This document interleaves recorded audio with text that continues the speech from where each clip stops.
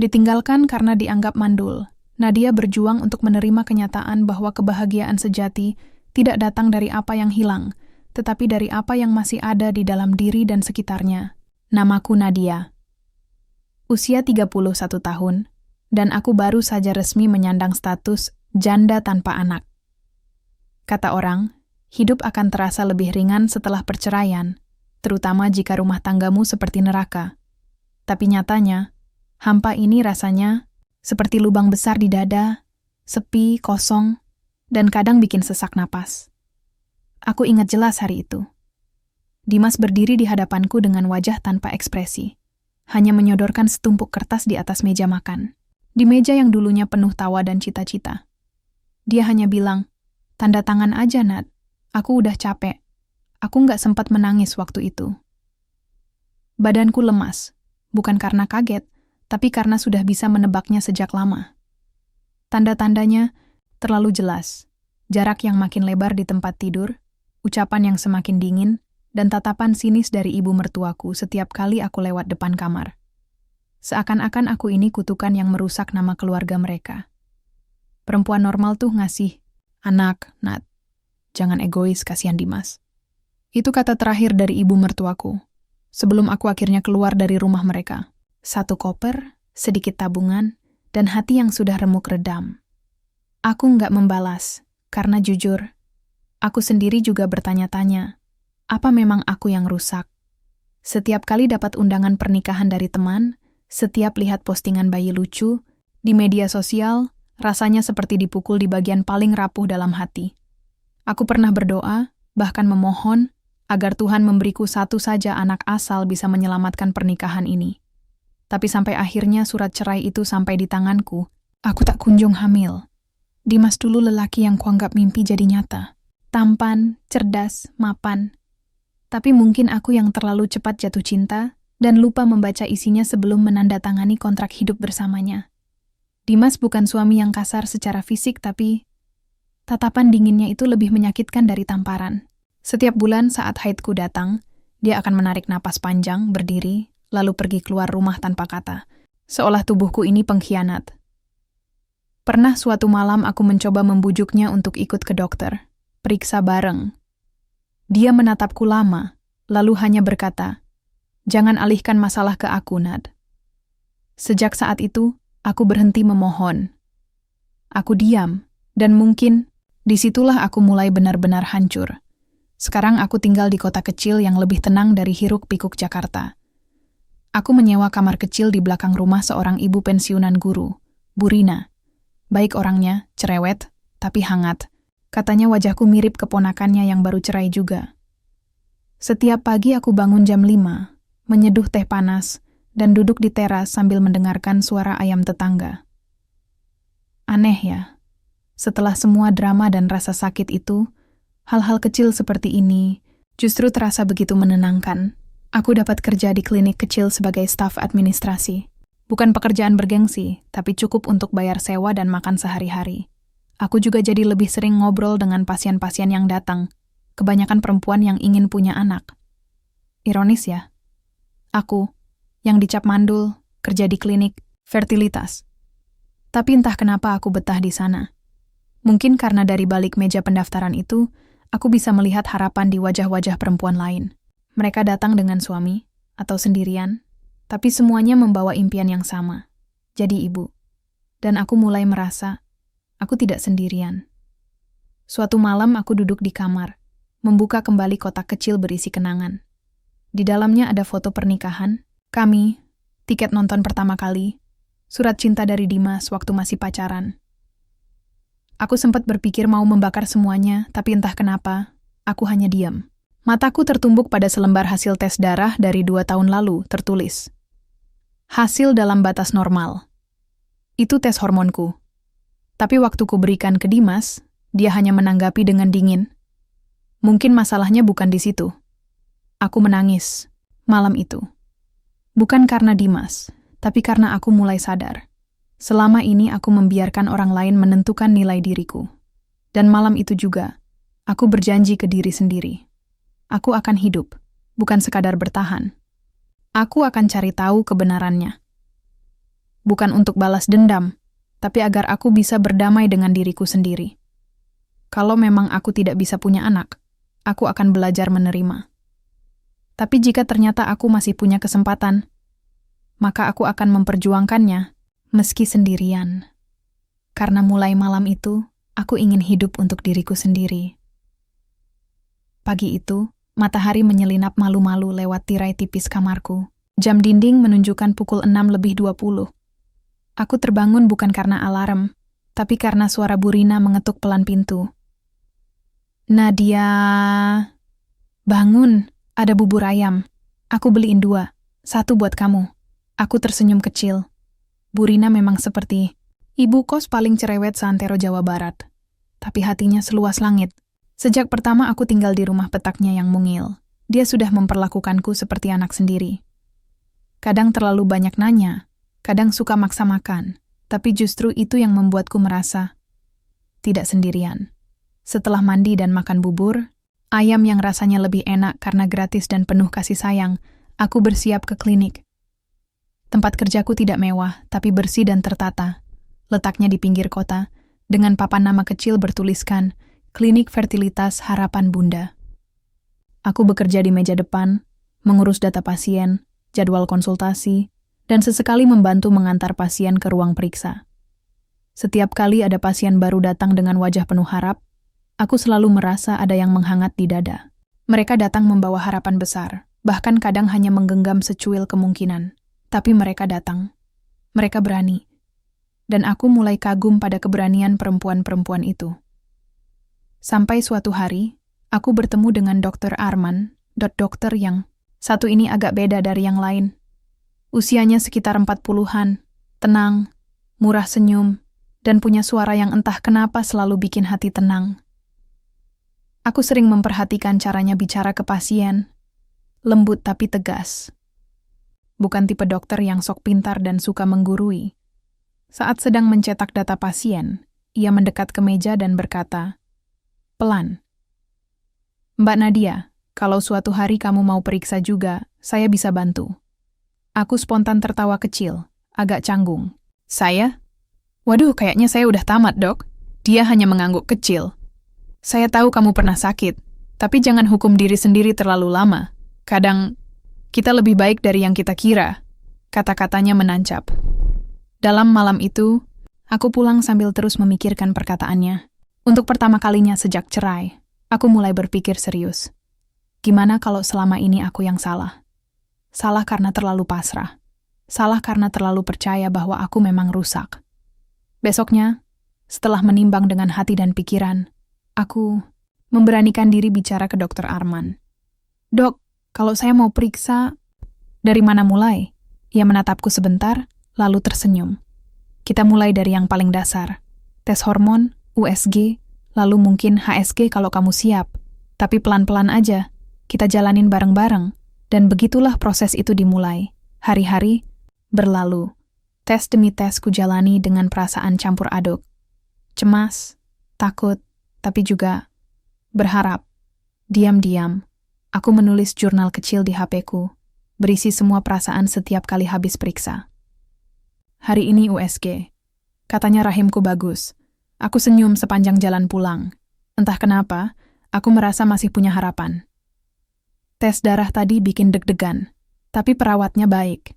Katanya banyak pasien seusiaku masih bisa hamil. Aku mulai berani bermimpi. Dan akhirnya, hari itu datang. Hari di mana Dr. Arman memanggilku masuk ke ruangannya, sambil memegang selembar hasil laboratorium. Dia duduk, lalu berkata dengan pelan, "Semua hasil tes kamu. Normal, Nadia. Kamu nggak mandul. Sama sekali nggak." Aku diam. Tidak langsung. Menangis, tidak langsung tertawa. Hanya duduk terpaku, seperti tubuhku sedang berusaha mengejar makna dari setiap katanya. "Maksudnya, saya subur, Dok?" Ia mengangguk. "Kamu punya peluang yang sama seperti perempuan lain. Kalau ada masalah di pernikahan kamu dulu, kemungkinan besar. Bukan dari kamu. Dan saat itu juga, aku merasa duniaku berguncang. Selama ini, aku menyalahkan diriku. Mengutuk tubuhku sendiri. menangis di malam-malam sunyi, bertanya kenapa Tuhan tidak memberiku anak. Padahal, aku baik-baik saja. Aku subur. Aku bisa menjadi seorang ibu. Air mataku mengalir, tapi bukan karena sedih. Ini air mata pembebasan, rasa lega yang tak bisa dijelaskan dengan kata-kata. Terima kasih, Dok. Hanya itu yang bisa keluar dari mulutku. Di perjalanan pulang, aku naik ojek online sambil terus memegang hasil tes. Itu erat-erat. Rasanya seperti memegang tiket pulang dari penjara panjang bernama penyesalan. Sesampainya di kamar, aku rebah di lantai. Menangis sekencang-kencangnya. Kali ini bukan tangisan putus asa, tapi tangisan karena aku akhirnya tahu. Aku tidak rusak. Aku hanya pernah dicampakkan oleh orang yang salah. Dan malam itu juga, aku membuat keputusan paling berani dalam hidupku. Aku akan berjuang. Aku akan punya anak. Entah dengan cara apa, entah melalui program apa. Tapi aku akan menjadi seorang ibu. Bukan untuk membuktikan ke siapa-siapa, tapi untuk memenuhi janji yang pernah kubisikan di malam-malam kelam dulu, bahwa aku pantas bahagia, aku yang dulu pernah terbuang, akan bangkit. Dan kali ini, aku tidak akan kalah. Hari-hari setelah hasil tes itu rasanya seperti berjalan di dunia yang berbeda. Udara pagi lebih segar, senyuman Burina lebih hangat, dan matahari tampak lebih ramah di kulit. Aku seperti hidup kembali, tapi kali ini dengan dada yang lebih ringan, dan langkah yang lebih berani, aku jadi lebih banyak tersenyum di meja depan klinik. Bahkan, beberapa pasien langganan sempat bilang, "Mbak Nadia sekarang kelihatan beda ya, cerah." Dalam hati aku ingin menjawab, karena akhirnya aku tahu, aku bukan masalahnya. Tapi tentu saja aku hanya senyum sambil bilang, mungkin karena habis tidur nyenyak. Setiap kali melewati ruang dokter, aku selalu mengangguk kecil pada Dr. Arman. Ada rasa hormat dan terima kasih yang sulit dijelaskan dengan kata-kata. Kalau bukan karena saran dan dorongannya, mungkin aku masih terjebak menyalahkan diri sendiri. Suatu siang yang terik, klinik sepi, karena sebagian besar staf ikut seminar di luar kota. Aku, sebagai staf lokal yang belum punya anak dan gak sibuk urus suami, terpilih buat jaga kantor. Lucu ya? Dulu aku sedih dengan label itu. Sekarang, aku malah lega. Sekitar pukul 2 siang, datang seorang pria mengenakan kemeja putih dan celana jeans hitam, menenteng map dan membawa anak perempuan kecil yang sangat mirip dengannya.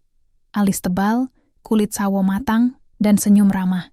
Si kecil menggenggam tangan pria itu erat-erat sambil memeluk boneka kelinci pink. "Selamat siang," sapa si pria sambil melirik ke meja depan. "Ini tempat periksa kesuburan ya?" Aku mengangguk. "Iya, betul Pak. Ada yang bisa saya bantu?" Dia tersenyum, lalu menyodorkan map. "Saya Dion. Mau konsultasi sama Dr. Arman soal program bayi tabung. Saya mewakili adik saya yang sekarang tinggal di luar kota. Dia dan istrinya sedang cari alternatif." "Oh, baik Pak Dion. Saya cek jadwal dulu ya." Sambil membuka sistem reservasi di komputer, aku sempat mencuri pandang ke wajahnya. Ada sesuatu dari pria ini, bukan soal fisik, tapi auranya. Tenang, sopan, tapi juga punya sorot mata yang dalam. Tatapan orang yang pernah terluka, tapi memilih tetap baik. "Adiknya bisa konsultasi minggu depan, Pak. Hari Rabu jam 10 pagi kosong." Dion mengangguk. "Sip. Saya kabari dia, nanti saya konfirmasi. Ulang ya. Oh iya, boleh pinjam toilet buat anak saya?" Aku menunjukkan arah. Si kecil memeluk bonekanya dan berjalan dengan langkah kecil sambil bergumam, "Kelinci pengen pipis juga." Aku tertawa kecil. "Namanya siapa, Pak?" "Raya," jawab Dion sambil tersenyum. "Anak tunggal saya." Duda. Entah kenapa, informasi itu langsung tertulis di benak. 2 hari kemudian, Dion datang lagi. Kali ini sendirian. Dia menyerahkan dokumen tambahan dari adiknya dan sempat duduk di kursi depan cukup lama karena hujan tiba-tiba turun deras. "Aduh, saya ketinggalan payung," katanya. Aku berdiri dan menawarinya teh hangat dari termos klinik. "Kalau enggak, keberatan, saya buatkan teh. Daripada masuk angin." Dia tersenyum. Wah, boleh banget. Terima kasih Mbak Nadia. Saat itulah aku kaget. Loh, Bapak tahu nama saya? Dia menunjuk name tag di dadaku. Ada di dada, Mbak. Kami tertawa. Bareng. Hujan deras di luar membuat suasana jadi tenang, hangat. Aneh, rasanya seperti bukan sekadar obrolan biasa. Kami mengobrol ringan tentang anak-anak, tentang kue bolu kesukaan Raya, dan sedikit tentang pekerjaan Dion yang ternyata bergerak di bidang penyediaan bahan makanan untuk hotel dan restoran. Kadang saya sendiri mikir, ini bisnis apa hidup di dapur orang? Katanya sambil tertawa kecil. Aku pun cerita sedikit tentang kue yang kadang kubuat untuk tambahan penghasilan. Mata Dion langsung berbinar. Serius? Kamu bisa baking?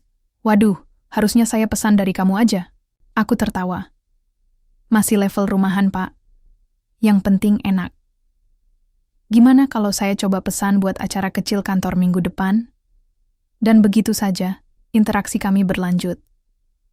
Sejak hari itu, Dion jadi sering mampir. Kadang pura-pura tanya soal konsultasi adiknya, kadang hanya lewat bawa kopi dan bilang, "Kebetulan lewat, Mbak." Aku tahu itu bohong manis. Tapi anehnya, aku tidak keberatan. Raya pun mulai akrab denganku. Ia suka duduk di meja resepsionis, menggambar sambil menunggu ayahnya selesai urusan. Kadang aku heran, kenapa anak sekecil itu bisa punya senyum sehangat itu. Mungkin karena ayahnya juga sama. Tapi meski aku mulai membuka hati, aku tidak melupakan niat utamaku, menjadi ibu.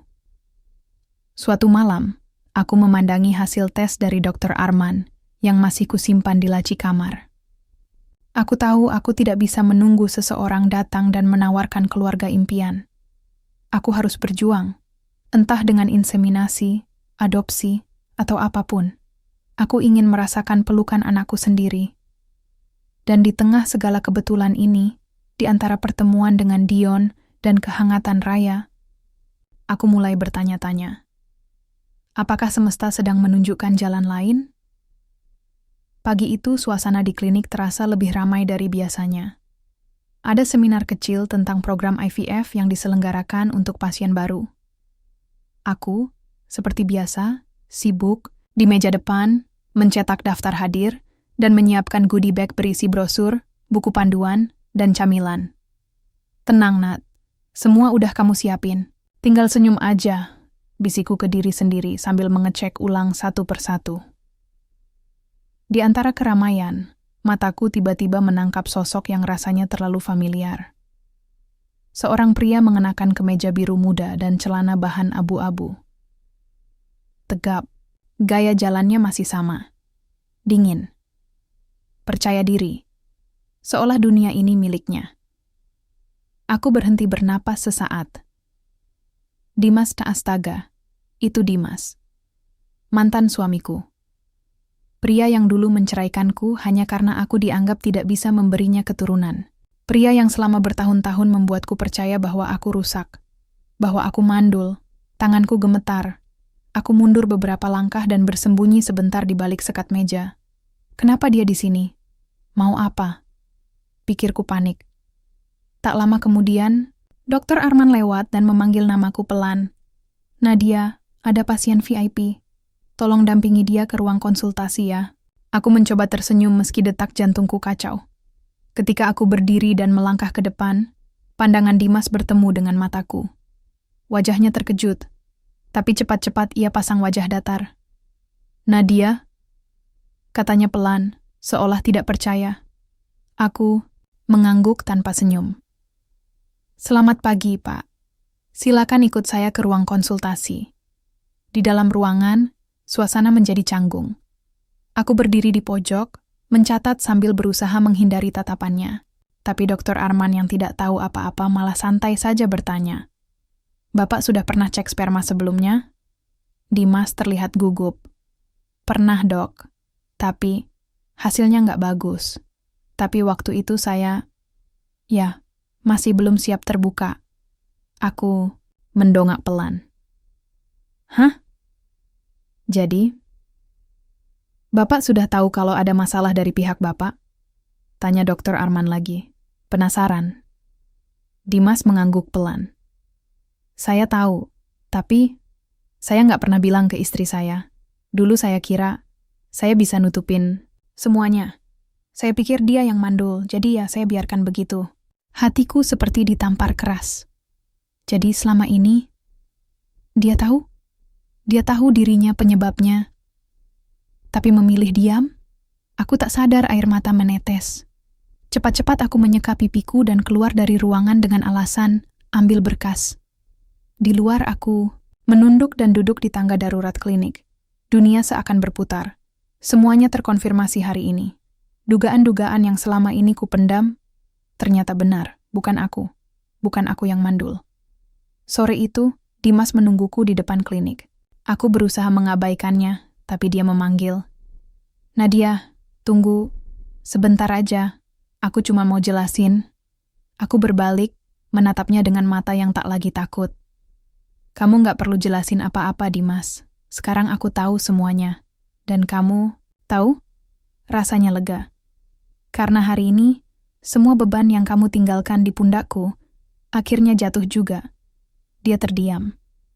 Lalu berkata pelan, aku salah. Aku takut malu. Aku pengecut. Aku mendekat sedikit, menatapnya lurus.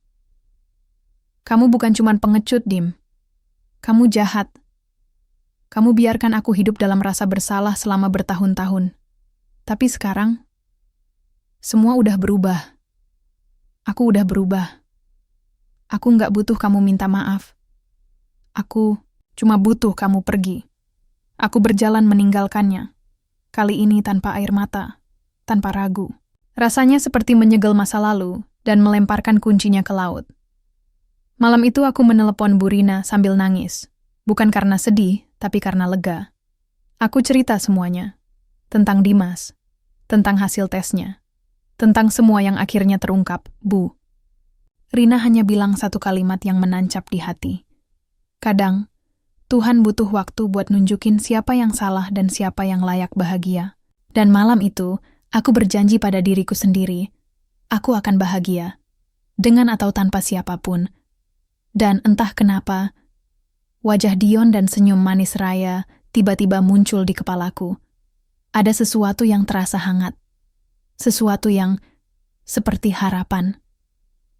Sejak pertemuanku yang penuh luka itu dengan Dimas, aku jadi lebih yakin satu hal. Luka tidak selalu buruk.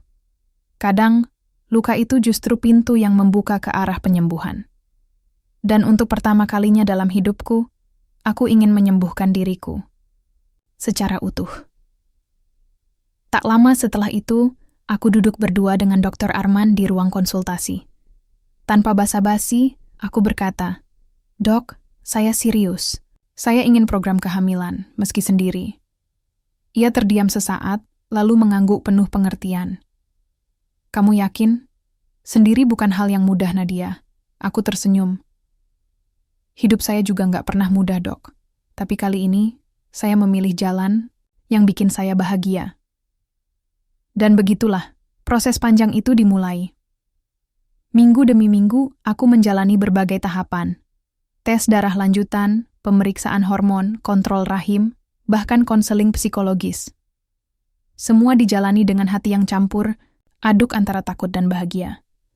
Tapi aku selalu bilang ke diri sendiri, ini bukan tentang siapa yang meninggalkanmu.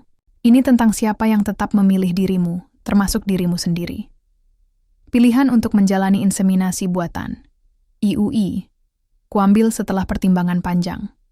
Aku berdiskusi dengan dokter, menandatangani dokumen legal, dan memilih donor secara anonim dari bank sperma klinik. Aneh rasanya, memilih ayah genetik dari katalog, tapi aku tahu, ini bukan tentang romansa. Ini tentang cinta yang lebih besar. Cinta seorang ibu pada anak yang bahkan belum lahir. Sampai akhirnya, hari yang dinanti, datang. 1 bulan setelah prosedur, aku dinyatakan positif hamil. Tangisku pecah di ruang kecil itu. Aku menatap hasil tes spek yang diberikan perawat dengan tangan gemetar. Aku hamil. Benar-benar hamil. Aku berlari kecil keluar ruangan, menelpon Bu Rina sambil terisak.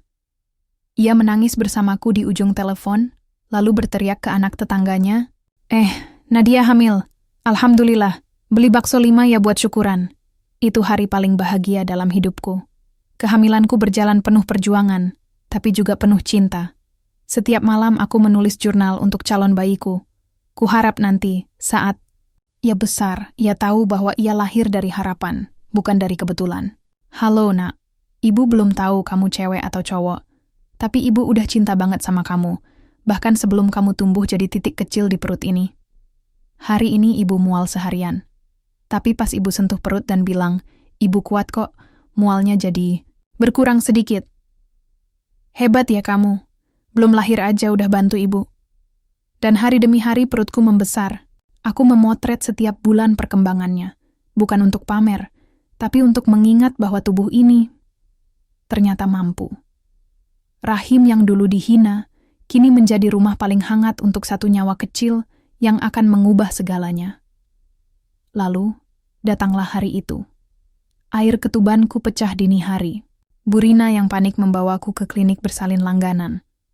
Aku sempat takut, tapi dokter dan perawat menenangkanku. Proses melahirkannya luar biasa berat. Tapi ketika tangisan pertama itu terdengar, jeritan kecil yang lebih indah dari lagu, manapun aku tahu segalanya terbayar. Selamat ya Bu Nadia, anaknya laki-laki sehat dan kuat. Air mataku mengalir.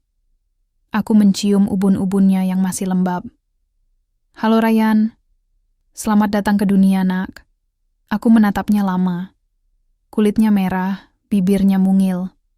Wajahnya seperti pelengkap dari lubang kosong di hatiku yang akhirnya tertutup perlahan. Di detik itu juga, aku tahu, aku bukan wanita yang kekurangan. Aku adalah ibu. Minggu-minggu setelah melahirkan, hidupku berubah total. Waktu tidur hanya 2 jam per malam, bajuku selalu bau susu, dan dapur lebih sering terbengkalai. Tapi aku bahagia, capek yang manis, repot yang berarti. Ryan tumbuh sehat. Sering kubacakan doa setiap malam sambil menyusui. Kadang Burina gendong dia keliling kompleks sambil nyanyi lagu Jawa. Dan entah dari mana datangnya energi, aku mulai bikin kue lagi. Iseng-iseng, aku unggah ke Instagram. Foto Ryan tersenyum sambil memegang bolu pisang buatan pertamaku setelah melahirkan. Captionnya ku buat ringan. Bolu pertama setelah jadi ibu. Rasanya lebih manis, mungkin karena tangannya ikut bantu. Tiba-tiba DM masuk. Dion. Mbak Nadia, kamu bikin kue lagi? Saya pesan dong. Anak saya ulang tahun minggu depan. Aku tersenyum. Siap Pak Dion. Nanti saya kirim katalog ya. Dia balas cepat. Dan, kalau sempat boleh temani saya pilih dekorasi? Semesta seperti diam-diam menyusun semuanya.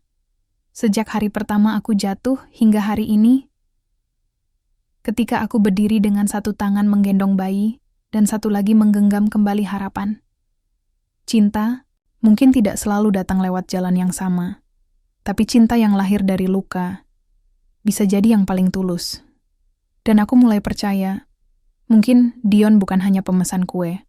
Mungkin dia adalah seseorang yang dikirim semesta. Di saat aku sudah siap membuka hati. Bukan sebagai perempuan yang pernah gagal, tapi sebagai seorang ibu yang kini utuh. Aku masih ingat betul hari itu. Ryan baru saja belajar merangkak. Tangannya gemetaran, kakinya mendorong pelan-pelan, lalu jatuh ke depan sambil tertawa. Dan aku langsung menyambutnya dengan pelukan. Hebat banget anak ibu, kataku sambil menciumi pipinya. Hari itu hati terasa penuh cinta, penuh tawa. Dion juga datang sore harinya, membawa boneka anjing besar yang langsung diserbu Ryan. Maaf ya Nat, aku suka kalap kalau lihat toko mainan, ujarnya sambil tertawa. Gak apa-apa, Ryan juga udah hafal suara mobil kamu loh, balasku. Suasana di ruang tamu begitu hangat. Dion duduk santai, Ryan main di karpet, dan aku menyiapkan teh jahe dan brownies coklat hasil eksperimen pagi tadi. Kami mulai terasa seperti keluarga. Tanpa sadar, Dion makin sering datang. Kadang hanya untuk makan siang bareng, kadang nganterin belanja, atau sesederhana menonton Ryan tidur. Tapi seperti langit yang tenang sebelum badai datang, hatiku mulai terusik ketika suatu sore, Dion berkata. Boleh jujur, Nat. Aku mengangguk, meski firasatku tak enak. Aku serius sama kamu. Aku tahu kita belum terlalu lama kenal, tapi aku ingin lebih dari sekadar teman beli kue. Dadaku sesak. Aku menatap matanya, dan aku tahu dia tulus. Dion, aku bukan perempuan tanpa masa. Lalu jawabku pelan, justru itu yang bikin kamu luar biasa, katanya tanpa ragu. Kamu bukan cuma ibu yang hebat buat Ryan, kamu juga perempuan yang berani. Aku kagum. Aku tertunduk. Ingin sekali percaya. Tapi, dunia tak pernah membiarkan aku tenang. Terlalu lama. Malamnya, aku mendapat pesan dari nomor tak dikenal. Kamu bangga sekarang? Punya anak dari sperma orang asing? Dasar perempuan murahan. Aku terdiam. Tangan menggenggam ponsel itu erat. Satu pesan, satu racun. Dan aku tahu dari mana datangnya. Dimas, tak lama ada suara mobil berhenti di depan rumah. Aku mengintip dari balik gorden. Dimas, lagi. Dia turun dari mobil dengan wajah penuh keyakinan, seolah masih punya hak atas hidupku. Seolah dia bisa datang kapan saja dan menyusun ulang segalanya. Aku ingin diam, tapi Ryan menangis, dan tangisnya memancing suara ketukan di pintu.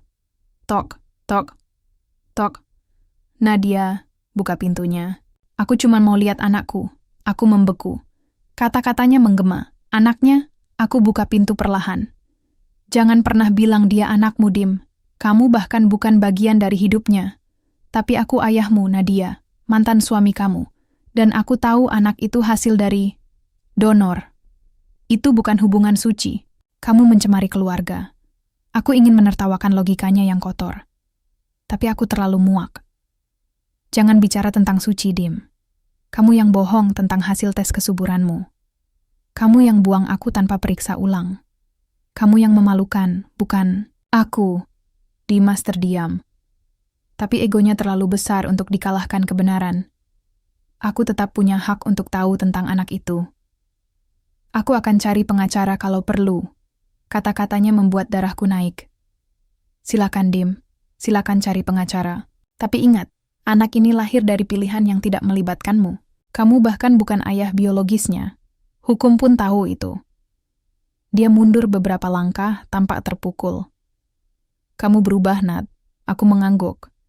Iya, aku jadi lebih kuat, lebih waras, dan aku nggak akan biarkan kamu hancurin itu lagi.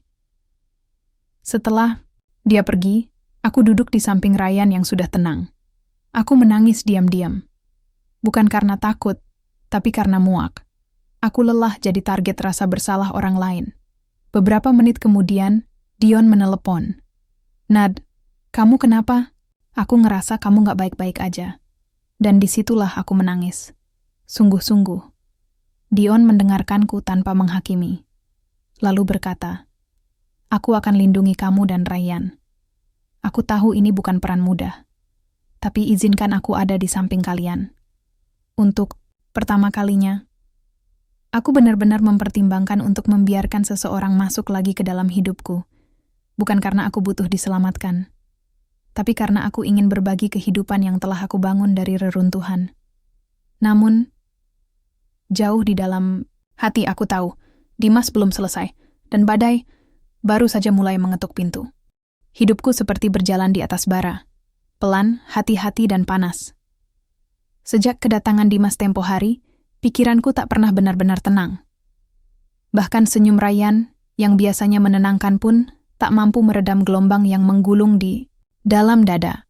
Dimas tak berhenti mengusikku, pagi-pagi sekali, ada kurir mengantar surat. Di depannya tertulis dengan huruf kapital, surat peringatan hukum. Tanganku gemetar saat membukanya. Isinya, permintaan tes DNA. Dimas menuntut pembuktian bahwa Ryan bukan darah dagingnya. Lucu ya? Lelaki yang dulu mencampakanku karena mengira aku mandul. Sekarang malah menuduhku sembarangan punya anak. Aku kesal. Tapi lebih dari itu, aku takut. Takut bukan karena kebenaran, tapi karena Ryan, anak kecil yang polos itu, bisa terlibat dalam drama yang tak dia pahami. Dan di tengah semua ini, Dion tetap hadir. Suatu malam, saat Ryan sudah tidur, Dion datang membawakan makanan hangat. Kami makan di teras, lampu temaram dan suara jangkrik mengiringi percakapan yang tak mudah. Aku sudah baca surat dari pengacara Dimas, kata Dion pelan. Kamu butuh bantuan hukum, Nat, dan kamu nggak bisa hadapi ini sendirian. Aku mengangguk lemah. Aku capek, Dion. Kadang aku mikir, kenapa ya? Setelah semua luka yang aku lewati, orang itu masih bisa ganggu hidupku. Dion menatapku serius. Karena dia belum berdamai dengan egonya sendiri. Dan mungkin, karena dia tahu kamu sekarang punya sesuatu yang lebih berharga dari segalanya. Bahagia. Aku menunduk. Air mataku jatuh tanpa bisa ditahan. Dan kamu punya aku, lanjut Dion. Aku mendongak. Menatapnya. Kamu yakin, Dion? Ini bukan cerita sederhana. Aku perempuan dengan masa lalu. Dengan anak dari donor, dengan luka dari pernikahan. Kamu nggak takut? Dia tersenyum. Yang aku takutin cuma satu.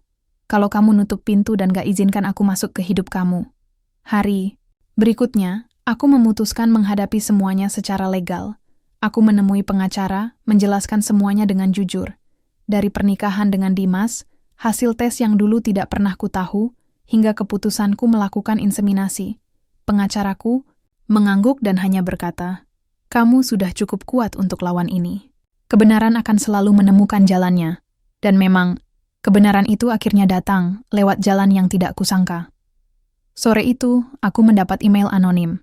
Isinya satu foto hasil lab lama, hasil tes sperma milik Dimas, azospermia. Artinya, nihil, tidak ada sel sperma, tidak subur. Aku membeku, membaca nama pasien, Dimas Rahardian Putra. Tanggal, 2 bulan sebelum dia menceraikanku, mataku panas, jantungku berdegup kencang. Jadi, selama ini dia tahu dia mandul. Tapi dia memilih menyalahkanku, membuangku, membiarkan semua orang menghujatku. Aku menggenggam ponselku erat-erat. Rasa marah, sakit hati, dan lega bercampur jadi satu. Aku ingin berteriak, ingin menampar masa lalu. Tapi aku juga tahu, ini bukan saatnya mengamuk. Ini saatnya membuktikan. Beberapa hari kemudian, Dimas muncul lagi. Kali ini, bukan untuk menuntut, tapi memohon.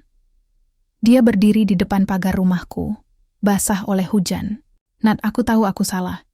Tapi tolong, kasih aku kesempatan. Aku nggak bisa berhenti mikirin Ryan. Aku mau jadi ayah buat dia. Meski bukan darahku. Aku menatapnya tajam, dingin. Mataku menembus semua kepalsuan yang pernah dia bangun.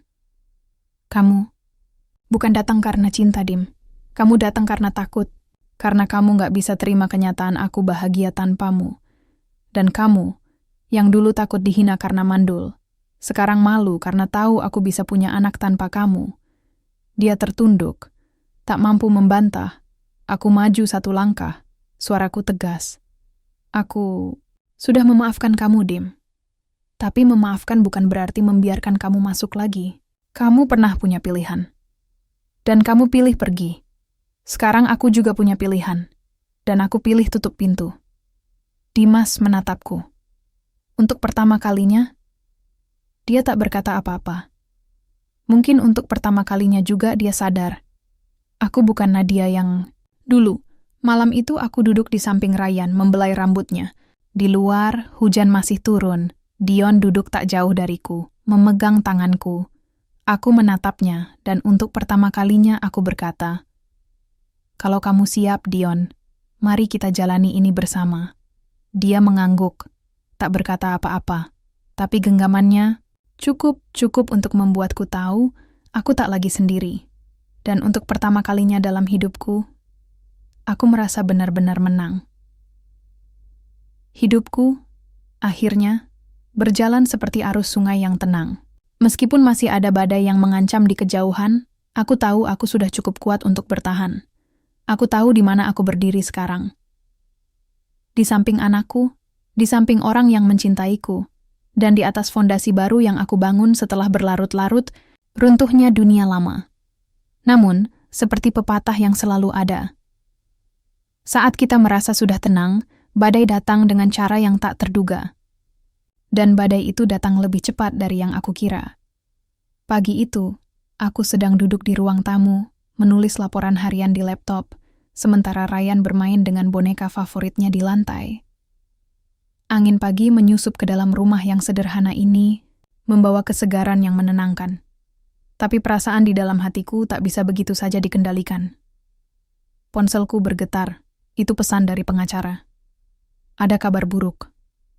Dimas mengajukan gugatan hak asuh anak. Dia mengklaim kamu tidak bisa mengasuh Ryan dengan baik karena status kamu sebagai ibu tunggal. Aku terdiam. Hati rasanya menciut. Gugatan hak asuh? Dimas tidak pernah berhenti. Tidak pernah mengerti betapa dalam luka yang dia tinggalkan. Namun, aku sudah siap. Aku sudah jauh lebih kuat dari dulu. Hari pengadilan tiba. Ruang sidang itu terasa sesak dengan ketegangan. Dimas duduk di sebelah pengacaranya, memandangku dengan tatapan dingin. Pengacaraku duduk di sampingku, memberikan dukungan dengan tatapan penuh semangat. Tolong ingat, Nat, bisik pengacaraku. Kita sudah punya bukti yang kuat. Kebenaran akan keluar. Aku mengangguk. Tak ada yang bisa menghentikan aku sekarang. Kebenaran tak akan bisa disembunyikan lagi. Sidang dimulai. Suara hakim terdengar jelas, memerintahkan kedua belah pihak untuk memaparkan argumen mereka. Dimas mulai berbicara dengan nada penuh percaya diri, berusaha meyakinkan hakim bahwa Ryan seharusnya berada di bawah pengasuhannya. Alasan yang dia berikan sangat klise. Aku tidak stabil secara emosional dan tidak mampu memberikan kehidupan yang layak untuk anakku. Tapi aku tak diam. Aku berdiri, menggenggam erat dokumen yang sudah disiapkan dengan penuh harapan. Aku tahu saat ini adalah titik balik dalam hidupku. Yang mulia, kataku dengan suara yang tenang, meskipun jantungku berdegup kencang. Saya adalah ibu yang tulus dan penuh cinta untuk anak saya. Saya bekerja keras, saya berkorban, dan saya tidak akan membiarkan siapapun merampas kebahagiaan anak saya, termasuk ayahnya sendiri. Aku menatap Dimas, mataku penuh dengan ketegasan. Dimas tahu benar bahwa dia bukan ayah biologis Ryan. Tapi lebih dari itu, dia tahu dia tidak pernah berusaha jadi ayah bagi Ryan selama bertahun-tahun. Dia pergi, meninggalkan saya dengan luka yang dalam. Dan sekarang, dia ingin memanfaatkan anak saya untuk memperbaiki harga dirinya. Tapi itu tidak akan terjadi. Saya tidak akan menyerah. Aku menarik napas dalam-dalam, melanjutkan. Buktinya ada di depan mata. Selama kami menikah, Dimas merahasiakan hasil tes kesuburannya. Saya tidak pernah tahu mengapa kami tidak punya anak, sampai saya memutuskan untuk mencari tahu dengan cara lain. Dan itulah saat saya hamil. Dia tahu masalahnya ada pada dirinya, tapi dia memilih untuk mengorbankan saya, menyalahkan saya. Karena itu, di ruang sidang yang hening, aku bisa mendengar detak jantungku sendiri. Dimas terdiam, wajahnya semakin pucat. Dia tahu dia tidak bisa lagi berbohong. Aku tidak memerlukan pengakuan dari siapapun untuk menjadi ibu.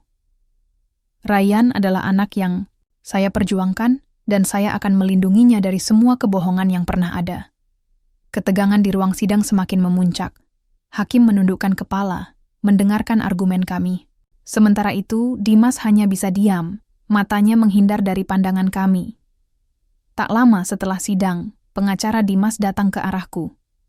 Dia mengedipkan mata, memberi isyarat agar aku mendekat. Saya tahu ini akan sulit, katanya pelan. Tapi, Dimas sudah menyerah. Kami akan menarik gugatan ini. Aku hampir tidak percaya. Aku menatapnya, bingung sejenak. Sebelum sebuah senyum perlahan merekah di bibirku. Dia akhirnya sadar? Tanyaku. Pengacara itu mengangguk. Dia tahu dia kalah. Dan dia sadar kalau terus berjuang, itu hanya akan menghancurkan dirinya lebih dalam lagi. Aku tidak bisa menahan air mata yang mulai mengalir.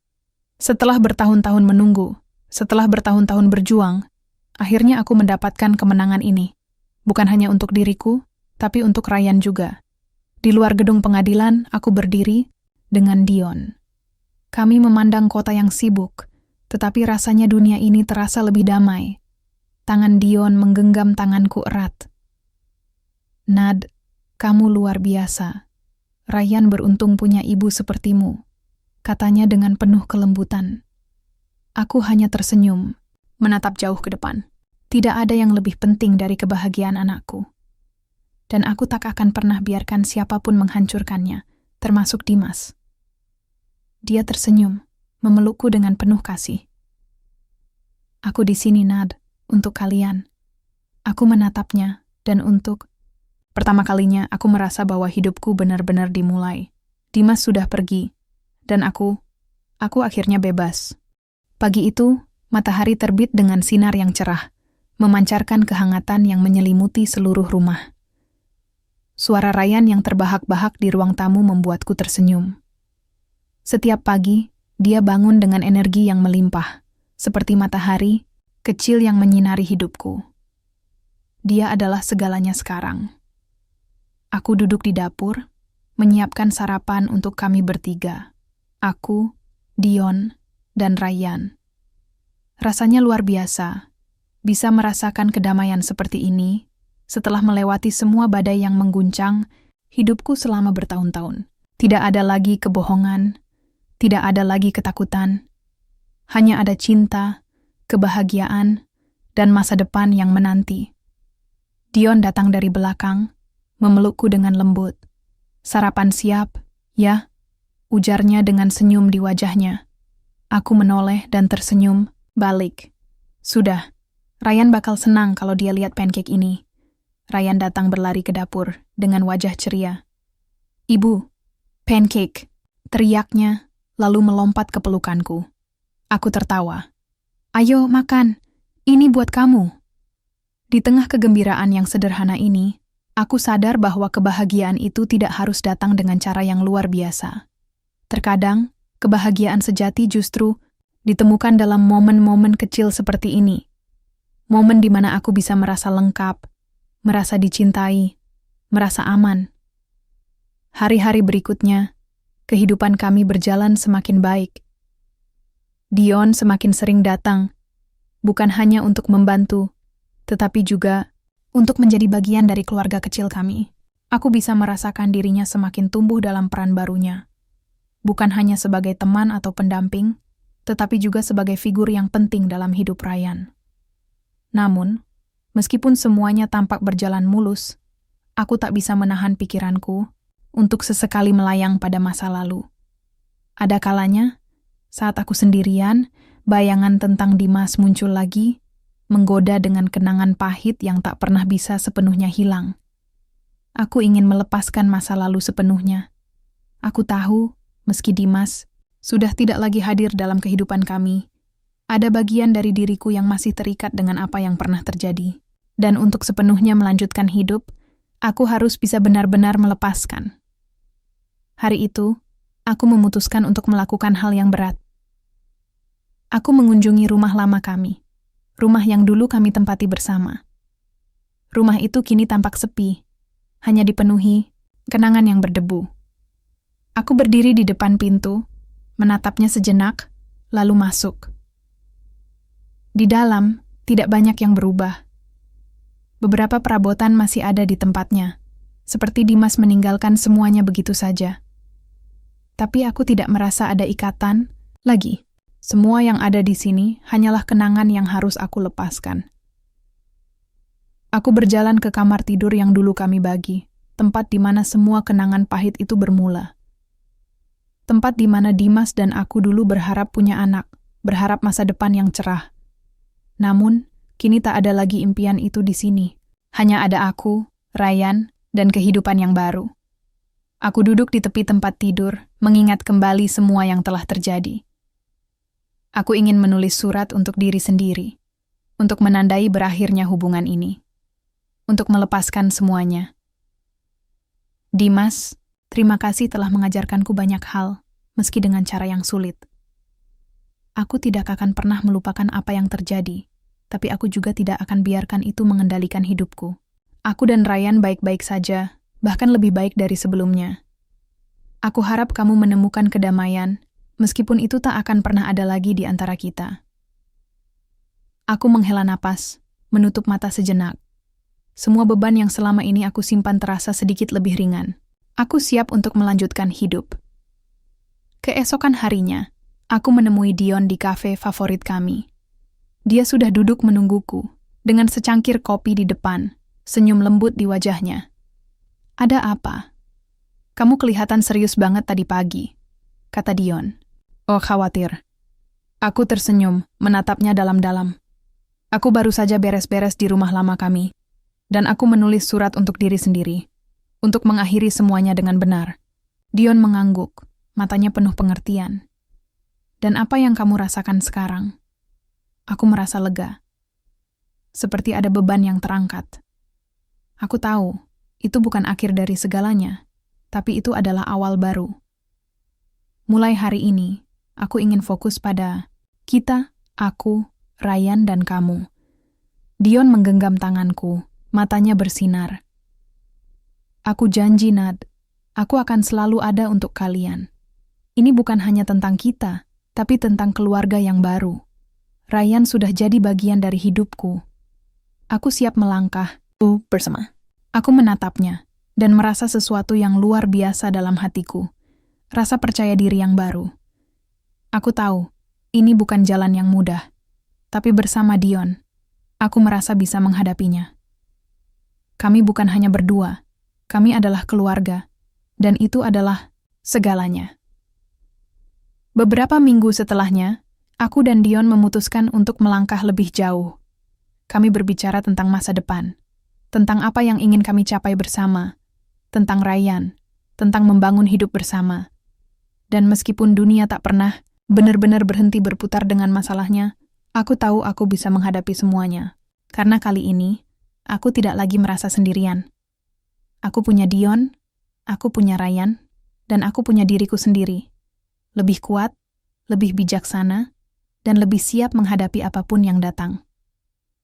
Di malam yang tenang itu, aku duduk di teras rumah kami, dengan Ryan yang tertidur di sampingku, dan Dion yang duduk di dekatku, menyandarkan kepalanya di bahuku. Aku menatap bintang-bintang di langit dan berbisik pelan. "Terima kasih, Tuhan. Aku sudah menemukan kebahagiaanku, dan aku tahu, ini baru permulaan." Setiap pagi, ketika aku membuka mata, rasa syukur mengisi hatiku. Dunia tidak lagi terasa berat seperti dulu. Ryan, anak laki-lakiku, berlari keliling rumah dengan senyum lebar, penuh semangat. Dan Dion yang selalu ada di sampingku, melengkapi hari-hariku dengan tawa dan kebahagiaan yang tak pernah kutemui sebelumnya. Kami tidak sempurna, tentu saja. Setiap keluarga punya tantangannya sendiri, dan kami pun tidak terkecuali. Tapi aku belajar bahwa kebahagiaan sejati bukan datang dari kesempurnaan, melainkan dari kemampuan untuk saling menerima, mengampuni, dan bertumbuh bersama. Pagi itu, aku sedang duduk di meja makan, menikmati secangkir teh hangat. Ryan duduk di kursinya, dengan wajah penasaran bertanya-tanya tentang kegiatan hari ini. "Ibu, kita pergi ke taman. Ayo, jangan lupa ajak ayah," serunya dengan kegembiraan. Dion tersenyum mendengar kata ayah keluar dari mulut Ryan. Dalam beberapa bulan terakhir, kami semakin dekat sebagai keluarga. Dion bukan hanya seorang kekasih, dia sudah menjadi bagian tak terpisahkan dalam hidup kami.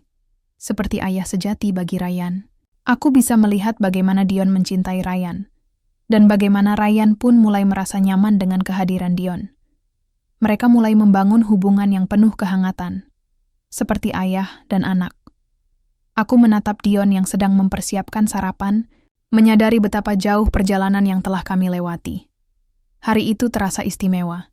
Semua yang pernah terjadi di masa lalu seolah-olah hanya bayangan kabur. Aku tahu, dengan Dion di sisi kami, hidupku sudah berbeda.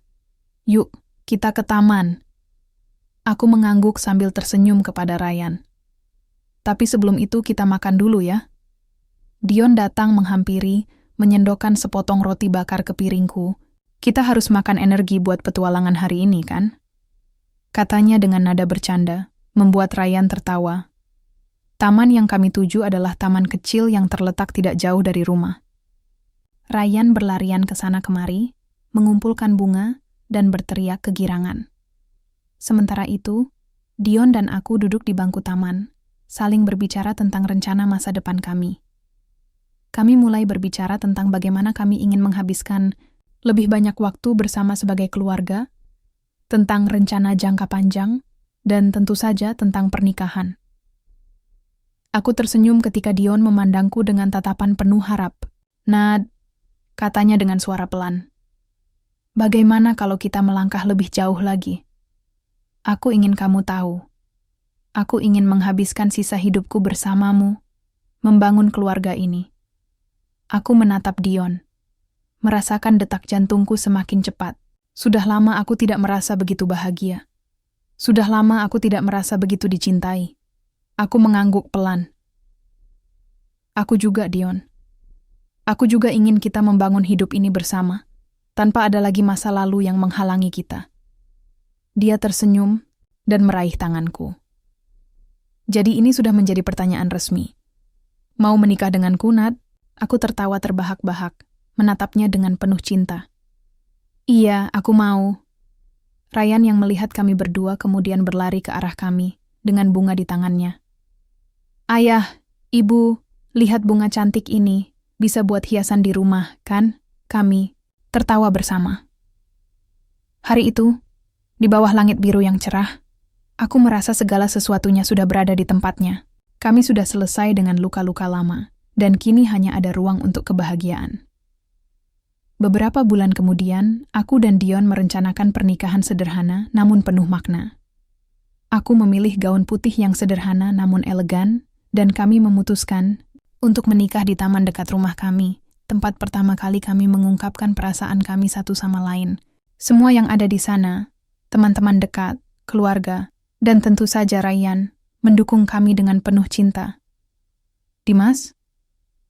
Dia tak ada di sana. Bahkan, setelah gugatan hak asuh yang akhirnya dia tarik, dia tidak lagi berusaha menghubungi kami.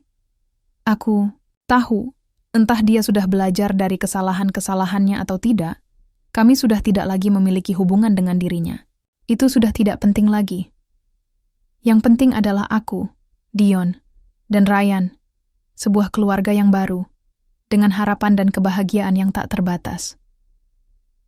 Saat aku melangkah di altar, dengan Dion di sampingku, aku merasa seperti telah menapaki jalan yang benar. Semua penderitaan dan pengorbanan yang aku alami selama ini membawaku ke titik ini, ke titik di mana aku bisa merasakan kebahagiaan yang sejati. Aku tidak hanya mendapatkan cinta, tapi juga keluarga yang penuh kasih dan perhatian.